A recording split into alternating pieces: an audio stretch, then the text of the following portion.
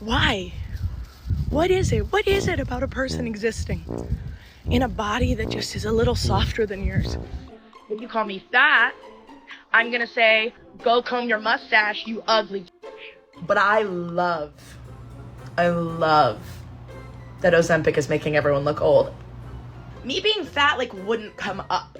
It's not an actual issue. The only issue is that everyone on Earth is whittling themselves down. They're trying to exterminate us. They don't want us to exist anymore. Hi, so we're back. And I think today I've got a relatively short video for you guys. Hopefully, we'll see, I'm not sure. Because this week I stumbled upon this TikTok creator that I'd never seen before, who has been going a little viral lately for her questionable opinions regarding weight and weight loss, especially when it comes to weight loss through medications like Ozempic and Wegovy. And we'll start off by taking a look at the video that introduced me to this lovely lady. And we're gonna take it piece by piece. When are we gonna understand that it's all the same thing? I had somebody comment on my video the other day saying that Ozempic and these weight loss drugs are trying to exterminate fat people. They want to get rid of us. And somebody commented and said, how dare you use the same language about this that is used about what's happening in the Middle East? It's all the same thing. Okay, so I know that this is a lot at once here, but let's just quickly get a grasp on what she's actually saying. First, this creator, her name is McKenna, she had posted this video where she had claimed that they, the mysterious they, I don't know if she means they, the government, society, or pharmaceutical companies, I guess, whichever, they wanted to exterminate fat people. That video, which a clip of it was included in the intro. They're trying to exterminate us. They don't want us to exist anymore. In that initial video, she had never once brought up any topics related to racism or white supremacy like she will go on to do in this now viral video. Apparently, this got started because a commenter had expressed their concern with McKenna's use of the word exterminate in this context. And now I don't know what the comment actually said verbatim because McKenna doesn't share this and it does look like she heavily moderates her comment section, but I just want to point out here that she, McKenna, was the one who decided to draw attention to this and be like, hey, actually the similarities between what's happening in the Middle East and fat phobia and weight loss, that's actually something I want to talk about. That's on her. She did that. So McKenna goes on to attempt to make a distinction between the two, but I really don't think that her argument held up in the way that she thought it would. And that isn't to obviously discount what's happening. It's really bad. Lots of stuff is really bad and it all comes from the same place. It's all white supremacy. It's all heteronormativity and capitalism. It's all the same thing. Fat phobia is racism.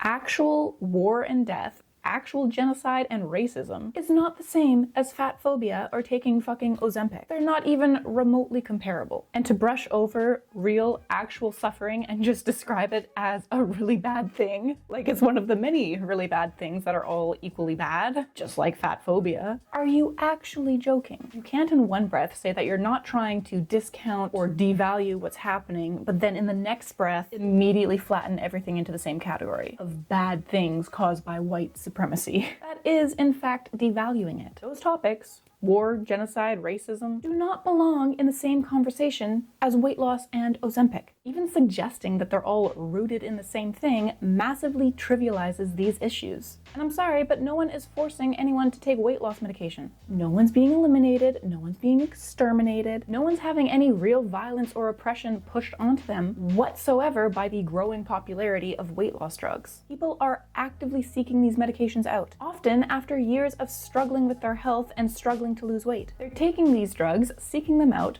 voluntarily. To me, the only reason that McKenna could think in this way, that taking weight loss drugs or having weight loss drugs is somehow eliminating fat people, is that her identity is so tied to her own fatness that without it, she would essentially be erased. And that's honestly pretty fucked up and sad too. No one's identity should be that tied to how they look or how much they weigh. In any case, this tactic of latching onto racism is a tactic that we have seen in the past. A lot of fat activists have been known to try to either equate or at the very least tie together racism to fat phobia. And I think the reason that they do this primarily is because once you make that comparison, it shuts down any room for disagreement. If you challenge their argument, well, now you're racist. So everything you say is invalid. Anyway, she goes on to latch on even harder to this tactic. So when they're trying to whittle down every single fat person, they're so excited that they found a drug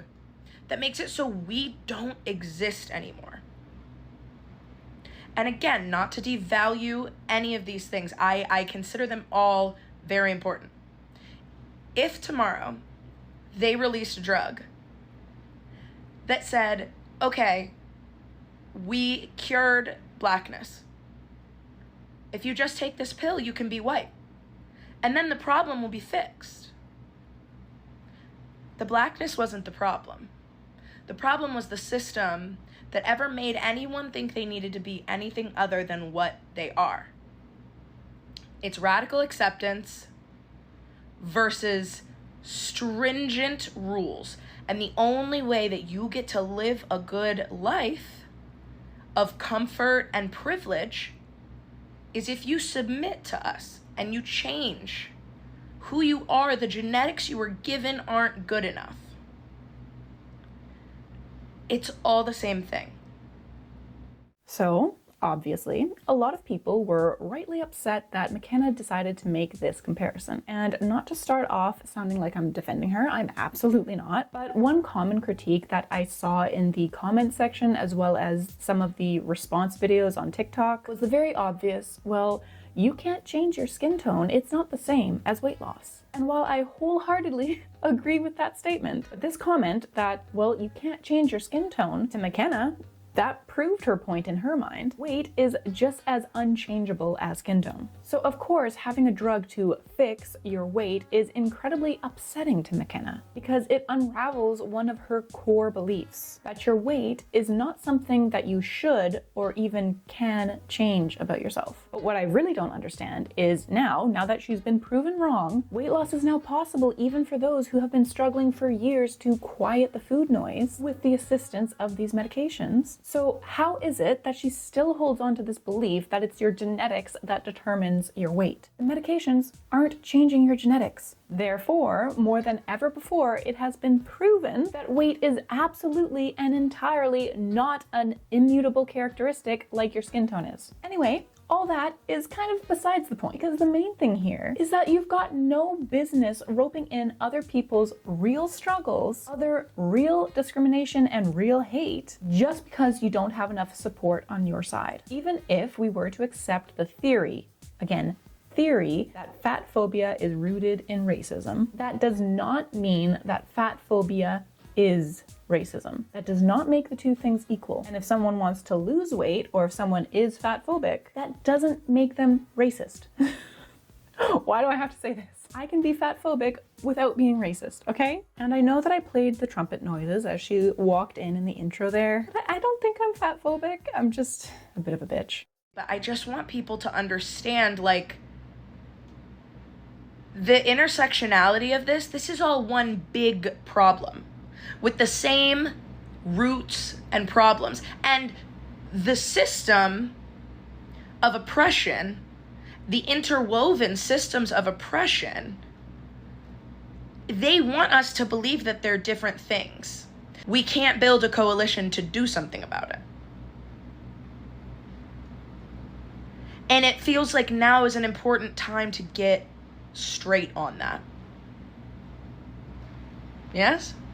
Like many other fat activists that we've seen, McKenna likes to throw around a lot of the same buzzwords to create a sort of word salad that is very difficult to respond to. But saying that this is a system of oppression and that this mysterious they wants us to believe that they're two different things, well, again, that really sounds like she's trying to put everything on the same level of badness. And there is something so ironic about McKenna claiming to care about intersectionality, because real intersectionality, the idea idea that different forms of discrimination, like racism, sexism, fat phobia even, all these things can overlap in different ways for different people, creating very unique experiences. This is about acknowledging those unique differences for people who belong to more than one marginalized group. And it's about how these systems overlap in different ways for different people. It's not about pretending that every issue is one big universal oppression that everyone is a part of. And funny enough, another creator that I'm sure many of you are already familiar with, she actually said this rather clearly as well. And so never did I ever think that I would bring up Marissa Matthews to support my opinion, but here we go.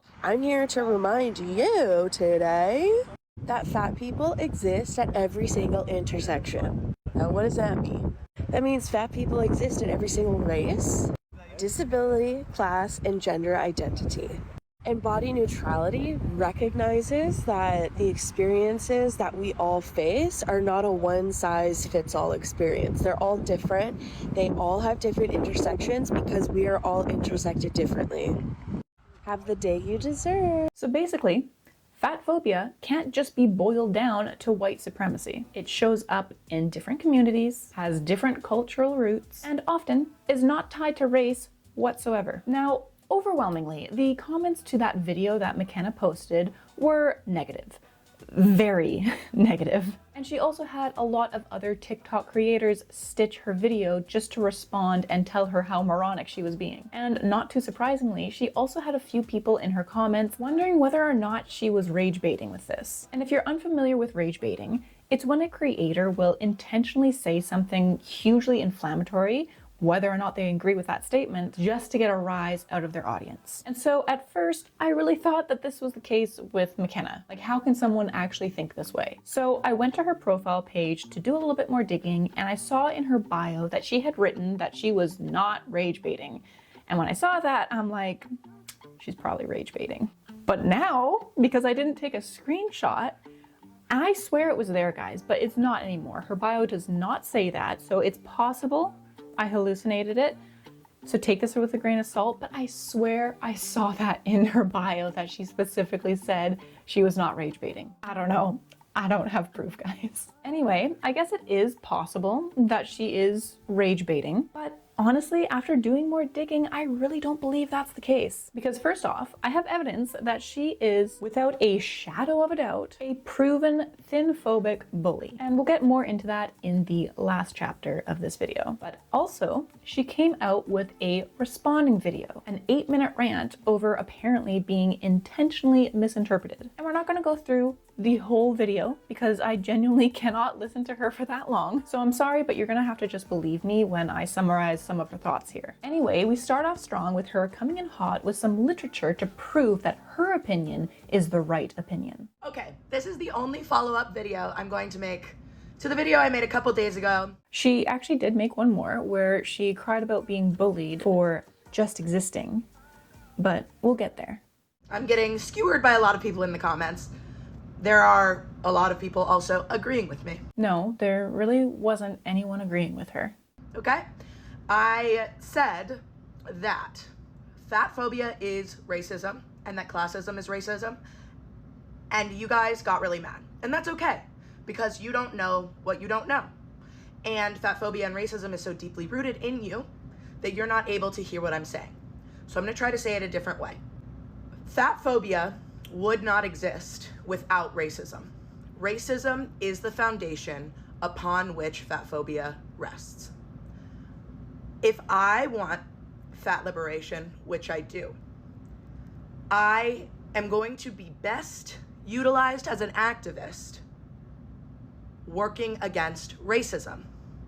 Okay, so really we have a lot more of the same here. And I really just have the same points that I had before. She's not really saying anything new, just continuing with the same idea that fat phobia has to be attached to something bigger like racism, because there really just aren't enough supporters over her arguments regarding fat phobia. After this, she goes on to encourage her audience to read these books, Fearing the Black Body and Belly of the Beast. Because to fat activists, those books are the holy gospel truth. And because those books were published, they are cemented as unwavering fact. This, of course, is sarcasm. Those books are just opinions and theories, okay? And I'm not gonna do a deep dive into either one of these books today. I don't have the time. But I do know that Sam at Every Size does have a really good breakdown somewhere in her history, so I will link that down below if you're curious to learn more about these books. Actually, I think it's just the Fearing the Black Body that she has. But anyway, I'll link that below if you're curious. Point is, throughout this responding video, all she does is double down on her opinion that fat phobia is rooted in racism, and it's all white supremacy. And if you want to end racism, you have to end fat phobia too. And then she gets a little off the rails, a little kooky. I don't know if it's just me noticing this, but McKenna here, when she starts going off on these rants, she really starts to get a bit conspiracy theoristy. If you take Ozempic for your health, I'm so happy for you. Do whatever you need to do, girl. As an individual, you get to do whatever you get to do. But I'm zooming out and looking in the macro lens, right? I'm looking at the trends of what's happening in the world. And what I'm seeing is that it's easier and easier for people who want just to lose weight, not to increase their health, to take Ozempic. And that the goal of these big pharma companies is to make money off of you and make you more palatable to the state by becoming thin. Because all of this white supremacy wants you to be thinner, whiter, straighter, less queer, more subservient, more submissive. Also, you know who it's really easy to beat down physically with force? Weak, thin people who don't eat.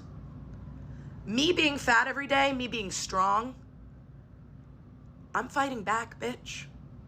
I'm sorry, is McKenna expecting us to get like in fisticuffs with the state? Actually, pause on that, because I also wanted to address this whole fat equals strong fallacy. You are not stronger just because you weigh more. Yes, there is some research showing that in general, the legs of an obese person are stronger or have more muscle than the legs of a normal weight person. And by normal, I mean like normal BMI. But when equating for weight, the percent muscle mass is much lower in the obese person. In reality, what makes you genuinely and measurably weaker is obesity and all the health complications and comorbidities that come with it. And if McKenna wants to bring up big pharma milking its consumers, then fine, we can do that too. Because yeah, I don't like that these big pharma companies are acting like you need them in order to lose weight. That's not true. You are not broken. You do not need medication to lose weight. That being said, these drugs do make it a whole heck of a lot easier for people who have been trapped by the bigger money-grabbing giants in this whole equation. The food industry. Processed and fast foods are literally engineered to hijack your hunger signals, to make you crave more, eat more, and feel like you can't stop. So yeah, people end up believing that it's impossible to lose weight on their own. But that's a result of decades of manipulation by these food companies, not some government conspiracy about thinness and white supremacy. Then, McKenna also says that Big Pharma wants to make you more palatable to the state. Even if that were true, which wow, very tinfoil hat moment. Even if that were true, that Big Pharma wants to make you more palatable, she's still got us pointing in the wrong direction here. In reality, being obese is a burden to the state because it is a massive strain and cost to the healthcare system. If there's any government motivation at all, it's financial and rooted in preventing the cost associated with preventable diseases. And now with all that being said, don't get me wrong here, there are real issues with big pharma and these weight loss medications too. Issues of accessibility and pricing and people just not being able to access them who really need them. But none of that has anything to do with the points that McKenna brings up here. But apparently, we just willfully misunderstood her in her first video. I really can't believe y'all took that the way you took it. So many people in the comments were like, oh, this white bitch just wants to center herself. She thinks she's experiencing racism. She thinks that Ozempic is the same thing as a genocide. Why would I think that? That's insane. And for you to assume that that's what I thought, that means you're insane. McKenna, you were the one to say that it's all the same thing. Now, to be fair, she never did say the words, Ozempic is genocide. But she definitely alluded to it and maybe even clickbaited with this text on screen while saying this. They're trying to exterminate fat people. They want to get rid of us. And somebody commented and said, how dare you use the same language about this that is used about what's happening in the Middle East? It's all the same thing. I don't think it's a stretch to think that she was trying to equate the two when she had this text up on screen and was making a point to compare the two while also saying they're just both really bad things and rooted in the same cause. Now, as I said, she did say that this would be her only follow-up video, but she did get online at least one more time to complain about how everyone just hates fat people for just existing. I guess I forgot how much you guys hate us. I haven't been the subject of much internet fat phobia in a while, maybe like a year. You guys, like, you hate us. You think we're lazy and unhealthy and stupid. You really think that. I had thousands of people this week on a video where my entire message was, if you're fat and you don't like fat phobia, you gotta care about racism. And I got thousands of comments and stitches calling me like a dumb, fat, big, ugly whale.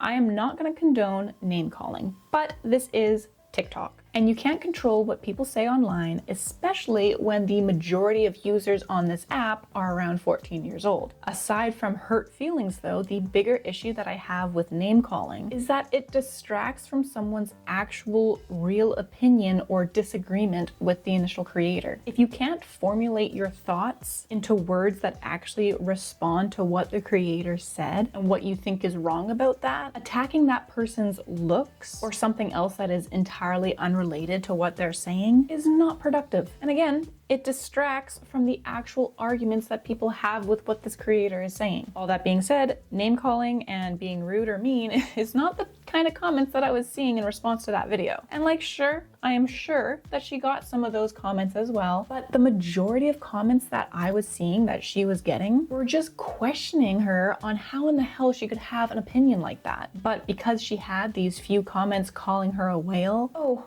you guys just hate fat people. You guys fucking hate us.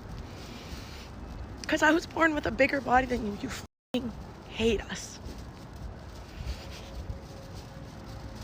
So many people were like, just get out of McDonald's. What do you have to say with all that food in your fucking mouth? God, you guys fucking hate us. Why? What is it? What is it about a person existing in a body that just is a little softer than yours? If you're going to get online and voice your opinions, you're going to have to expect some criticism. She is not just existing online. She is saying that people disagree with. And because there are literal children and very reactive people in the comment section, instead of those people typing out a thoughtfully worded response, some people will instead resort to poking fun at her looks, which, again, we're missing the point here. If you have that many people disagreeing with your take on something, maybe it's time to reevaluate your opinion and what your opinions are rooted in. And so now at this point in my review of McKenna and my little investigation, I was still a bit on the edge about whether or not she was rage baiting her audience. So I did go through some more of her TikToks because I really wanted to get a gauge on how she usually speaks, the types of topics that she usually discusses, and how she tends to act and what her humor is like. And I ended up coming across a few things that really proved to me that this is not rage bait, this is actually how she thinks, and this is actually her opinion. And her opinion is not going to be swayed. I like to think that I'm a person who, when I receive new information, I can change my mind. But on basic moral principles and things like that, it's just not going to be different for me. And so instead of debating with people, I usually just explain my side and say, listen, we see this differently. We measure success differently. So this is what I think. If you would like me to send you any articles or books or anything that I've read to make you understand my side, I will. But like, I'm not really interested because like what you're saying to me kind of, it doesn't align with what I think, and I already know what I think about this. And I've done the reading, and what you're saying doesn't, I don't want to do this with you. And you're not going to prove to me that the way you feel about it is correct. And this is why she's never going to change. She says that she's open to being able to change her mind when she gets new information, but not when it comes to what she considers moral issues. And because racism is a moral issue, she's obviously never going to be swayed in that opinion. The problem that we run into here is that because she's so deeply tied weight loss and Ozempic and fat phobia to racism, those issues are now also moral issues to McKenna. So now, if you disagree with her on any of those things, you're not just wrong in her eyes, you are immoral. But wanting to lose weight, taking Ozempic, and accepting that your weight is not an immutable characteristic and that it can be changed, those are not opinions based on morals. But that's the trap that she's now built herself into. Because once you make your opinions into moral absolutes, there is no way out. You cannot back down. You can't reflect, and you definitely can't admit that you might have been wrong. Anyway, enough of that, let's move on. Because remember how I said I had other reasons to believe that this wasn't rage bait? Well, McKenna is also a comedian. She even has her own podcast. Now, at first, you might hear comedian and be like, wait, that's evidence that she is in fact rage baiting. But hold up, because I watched some of her stand-up comedy acts. I don't know how else to say this, but she just doesn't come off as clever or ironic. She just sounds insecure and bitter. Because about a year ago, she was making jokes at the expense of thin people. Specifically, Taylor Swift, whom she seems to hate. I'm obviously over the weight limit to know what's going on with that bitch. That's none of my business. And skinny people can get into it, I don't care. I just cannot. One of the most offensive things to me about her is the way that it looks like her bones are trying to break out of her body. What's up with that? That's no good. They don't want to be in there. They're clearly like, let me out. She's too pointy. It's ridiculous. Now, I am definitely not the right person to be judging a comedy act. It's just not my preferred format of entertainment. And you know, different people find different things funny, so whatever. There's an element of personal taste to this too. Also, please keep in mind that I have curated these clips of McKenna specifically for this video so that we stay on the topic that we're all here for, responding to fat ladies on the internet. So please do not take this as a review of her comedic abilities. That is not what I'm trying to do here. That being said, while McKenna did have some of the classic self-deprecating humor that you would expect from a fat comedian, her choice to punch down on Taylor Swift was just ironic in a very unintentional way, considering how sensitive she is about her own appearance. When you say something about my physical appearance, you unlock the mean girl within me. I love being a nice girl. I love complimenting everyone and giving everyone the benefit of the doubt. But I was bullied way too much for somebody to call me fat and then me not tell them what I think about how they look. If you have a mustache and you're nice to me, I'm going to go, girl, who cares about your mustache? Only a bitch would care about your mustache. If you call me fat, I'm gonna say, go comb your mustache, you ugly bitch. First off, all this tells me that McKenna really isn't the nice girl that she claims to be. Either she's an unreliable friend who is just going to dish out fake compliments just to seem supportive, or she's genuinely someone who feels entitled to be cruel if someone states an obvious fact about her body, because she is fat.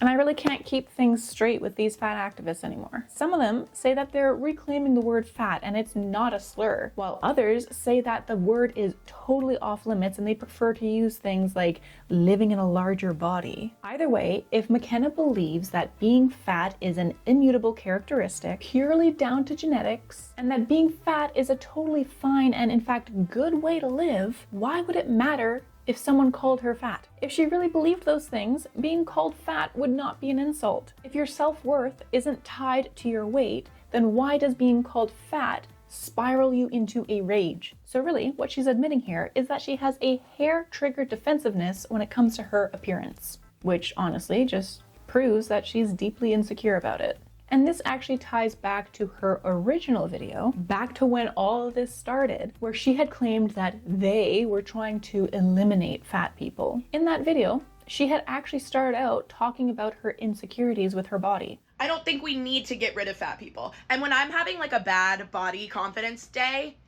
I get so nervous to say anything about it and let anyone think that it's not external. Internally, if you just left me in a room with myself or with people I love, me being fat like wouldn't come up. It's not an actual issue. The only issue is that everyone on earth is whittling themselves down. They're trying to exterminate us. They don't want us to exist anymore. And that is really weighing on me. And then when I go and try to get dressed and have a regular body confidence issue that is so normal, especially for women under this stupid patriarchy that we all feel bad all the time, even those very thin women feel bad. These people I know who are on Ozempic, they're like, okay, well, I'm thin now, but I need to get a neck lift. I need to get a boob job. I need to get a haircut. Because it will never be enough. And I really hate being a part of that. But I'm also on this app trying to be like authentic and be myself and like be a person that people who follow me can believe. And I get it. Most every woman has insecurities, whether or not you're fat or whether or not those insecurities are tied to your body shape. But punching down, commenting, and mocking other women's body shapes because they don't look like yours, feeling justified to call other women ugly just because you're fat, you are part of the problem. And as the great Amberlynn Reid once said, we shouldn't be tearing someone down. We should be tearing people up. And to further prove my point that McKenna is nothing more than a hypocritical, thin-phobic bully, we have this video from her. Listen, this is a nasty opinion. I have a lot of those. And I'm actually sorry about this one, but I love that Ozempic is making everyone look old. I love it. Everyone should look old when they deflate their body. We don't need to be adding more insecurities to women's ever-growing list. Your appearance and your worry for maybe having loose skin after weight loss should not deter you from gaining back your health and quality of life. And like, I think you should be able to take Ozempic and do whatever you want. Like, if it makes you feel better in your body, you should do it. Like, I genuinely have no problem with the individual choice to take a GLP-1 or whatever. I encourage it if that is what you feel like is better for you.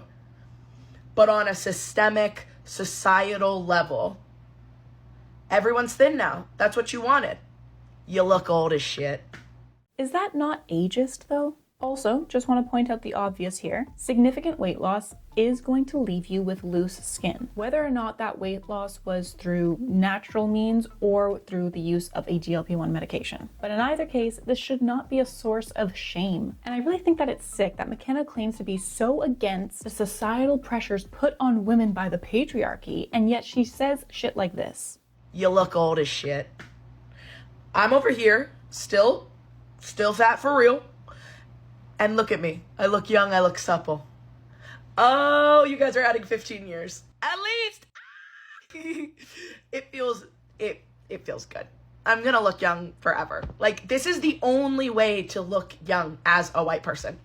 And I'm just gonna stay fat, and everyone's gonna think I'm 25 for the rest of my life.